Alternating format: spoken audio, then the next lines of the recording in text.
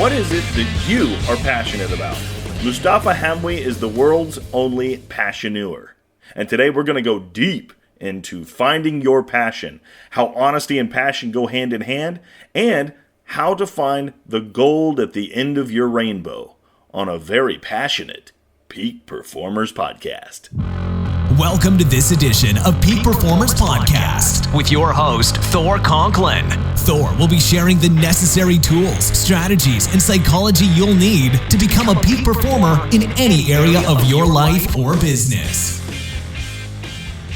Moustafa, thank you for joining us today. I know the audience is going to get so much out of today's interview. You know, the passion guy, I love this. As soon as I saw your bio, I was like, I can't wait to talk to this guy. And then when you send in your photos, so often everyone sends in these kind of photos. They're standing there next to a wall. You sent one jumping out of a plane and riding motorcycles. So you're my kind of guy. So it's like, I don't know if we're going to be able to fit this in within an hour, but we are going to have fun today. The passion guy. Google, a VP at Google said, and I quote, let me find this quote for a second because this was great. I have not met a more passionate person in my life. I would love to bottle up how he does it. I love that. How do you do it? Interesting question. I mean, you know, it's part natural, part doing what I'm truly passionate about, and I'm passionate about passion. Part is about consistency. It's about keeping it day in, day out. I always say the power plant does not have energy, it generates energy. So yes, part of it comes natural, but part of it is me making sure I'm just generating the energy by doing things that I love. I love that. And the consistency is so important. Literally, I just finished a podcast about 20 minutes before I got on the line with you about that very topic. Consistency. Find out what you really love and just do that core, but keep doing it. Sometimes it takes years and you just got to stick to it. So let's talk about consistency a little bit. How do you keep that passion and consistency going? Well, I mean, there are multiple sides to it. It's always, for me, looking at that deeper reason of why I'm doing what I'm doing. I don't want it to sound like the cliche of, you know, the look into your why, and there's been a lot of talk around that. But it started by me realizing, what does passion truly mean? So when I started on this journey, it was Professor Tony Buzan who actually nicknamed me the passion guy. Professor Tony Buzan is the inventor of mind mapping. And it was a coincidence that he just called me the passion guy, and people started calling me the passion guy.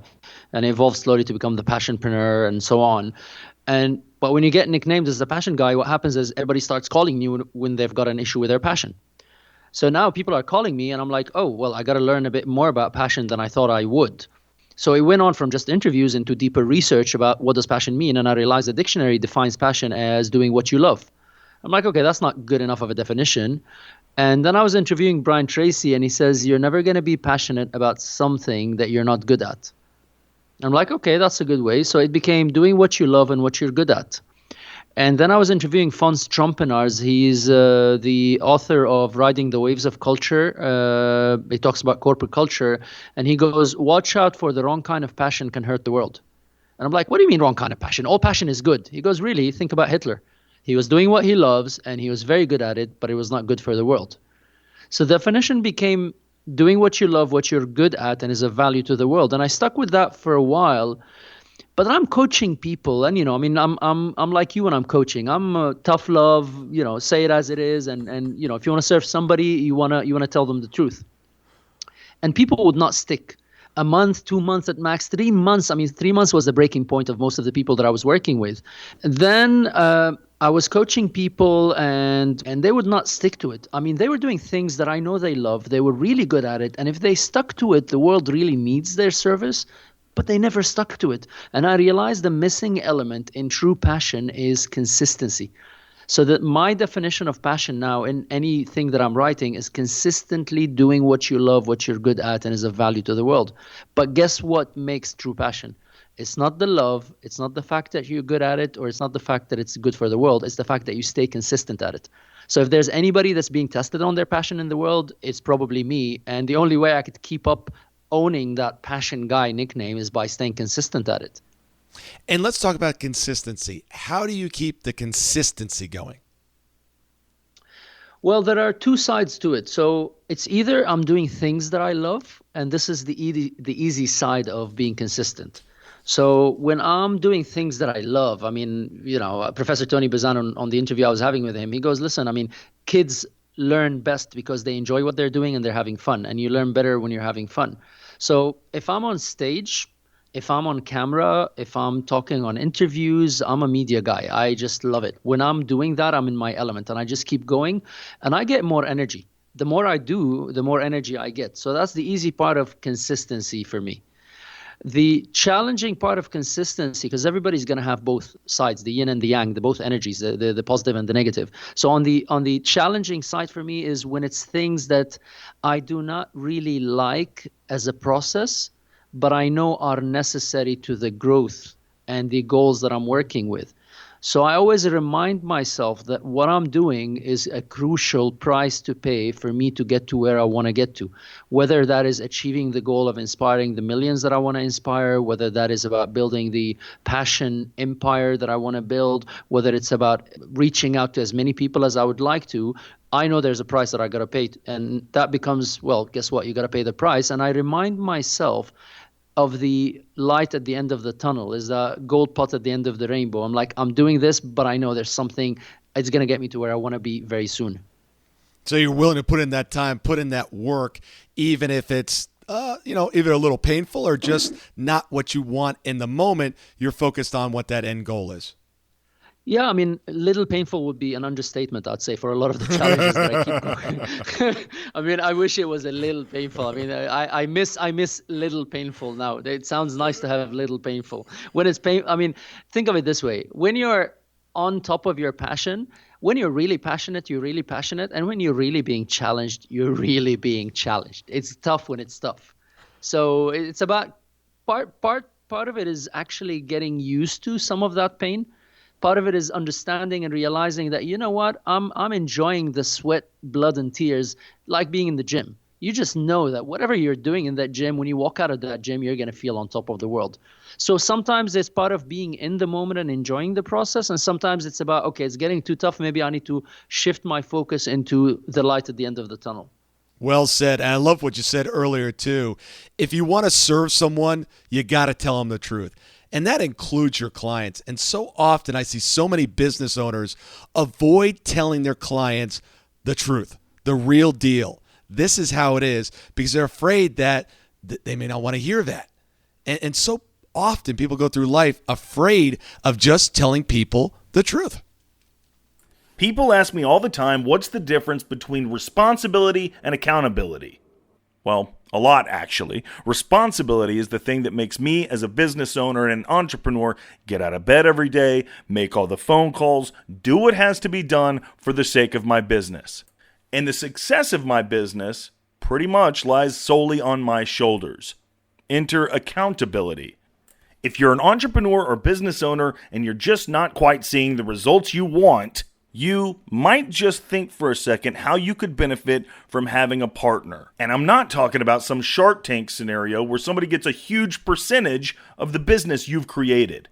I'm talking about Thor Conklin. He's a profitability consultant and an accountability master. If this sounds like something interesting to you or something that you could benefit from, I challenge you to take responsibility for yourself and for your business and go to thorconklin.com/accountability. That's really all you got to do. Take the first step to the best business decision you'll ever make. thorconklin.com/accountability. We have a saying in Arabic, it translates, your true friend is the one that tells you the truth, not the one who tells you you are right. And if you really want to be a coach and a mentor to people, I believe you owe it to yourself first, even before your clients, to be as genuine as you can and as truly a teacher as you can. And I've been, in a way, blessed throughout my career and my history and my progression in life that I've had big mentors and gurus that were so tough on me. None of them was I'd say, sympathetic or empathetic or any of that stuff. They were all as tough as it gets. One of them was my guru in India. When I bought my one-way ticket to India, I met a guru or a swami who's been in caves for 13 years. I mean, imagine you're talking to somebody who's in caves for 13 years. Forget about empathy. He's got no empathy for nothing. I used to go up to him in tears, like I'm contemplating on life and I'm being tormented about everything going in my life, and I'm literally crying. And then he would sit there and play with his beard. He had a long beard, and he'd go, good, these tears will purify you.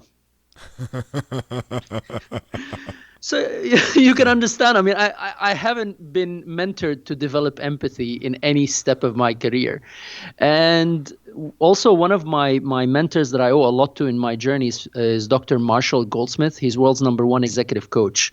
And he's just selected me as one of the top 100 coaches globally that he's mentoring and working with. And I asked him that question in one of the interviews. I said, I like the fact that you talk about holding a mirror to a person's face. But sometimes it's tough, and I'm working with clients that are giving me a hard time. I'm doing my best to serve them.